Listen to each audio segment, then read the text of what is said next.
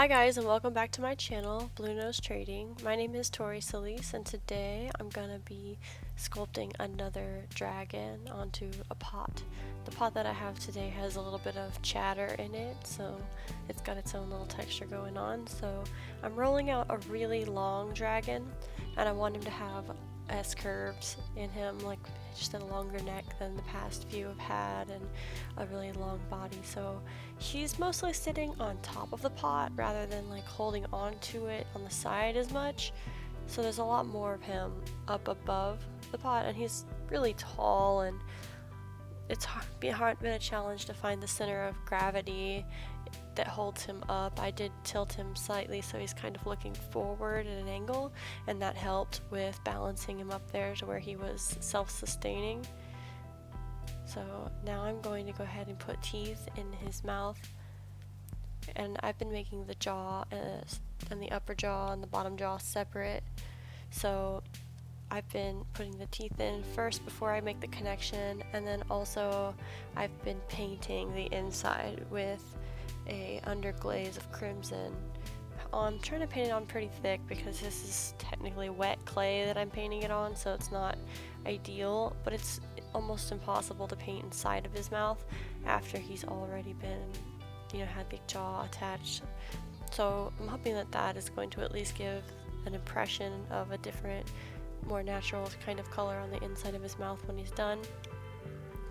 I'm working on his headpiece. This one I'm going to do the dangerous spikes that are not friendly for the postal services. I don't know if I'll ever figure out a way that I can send these, but I know for sure that I'm going to keep making them because I really love when the spikes are nice and delicate. So I went ahead and drew a line down his back to kind of organize where I want the spikes before I start making and attaching them. I make them one at a time, and I attach them one at a time, and as I'm attaching them, it's really important that I'm making sure that they're exactly how I want them, because they start drying really fast, and if I don't immediately shape them and bend them into the right shape and direction that they're going to go, it's really easy to break them off later because they become so fragile and brittle so quickly. So I take my time. I've actually pushed this up to 75 times speed as I attach the spikes, just so that you don't have to sit here forever. If you want to sit here forever and you want to see this entire process done at like 1.35 speed, you can join my Patreon at Blue Nose Trading, and you'll get access to my sculpting videos in real time, which can be several hours long sometimes. These are the condensed version. And there's lots of other cool benefits on my Patreon too, but just keeping it relevant. So you can find the link for that below. We're going to go ahead and just keep attaching spikes to this guy. He's got that long body and he's holding himself up really well, which is nice. I like it when it doesn't take too much to keep them standing up.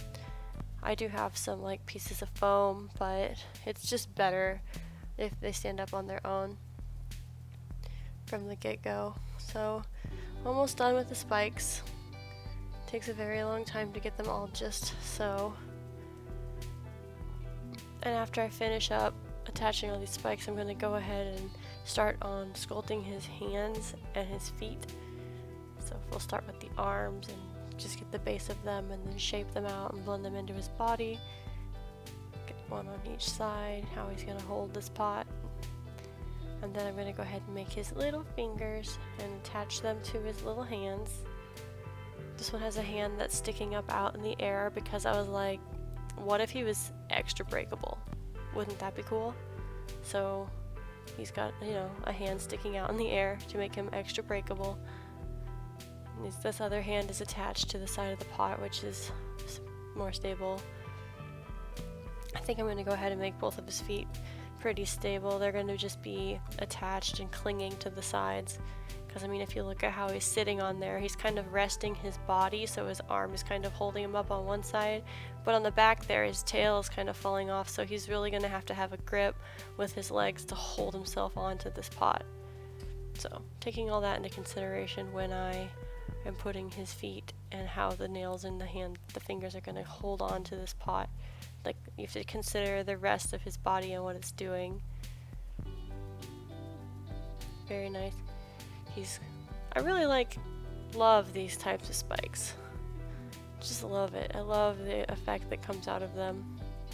I'm gonna make a lot of different kinds of spikes because, like I said, these are so fragile, unreal fragile, fine art fragile. Now that I've got his hands and feetsies all done, I'm going to add his slip scales, which is basically just a texture that I do with slip and my tool across his back. So I've just applied this everywhere. His underside, you know, his softer underside isn't going to have this scaling, obviously, just the backside, the armored part of him.